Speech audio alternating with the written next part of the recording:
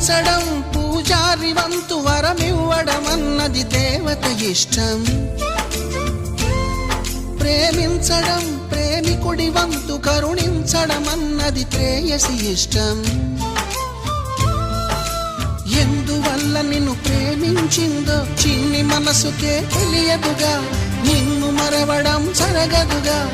ఎందువల్ల నువ్వు కాదన్నావో ఎదురు ప్రశ్నలే వేయనుగా, ఎదురు చూపులే ఆపనుగా.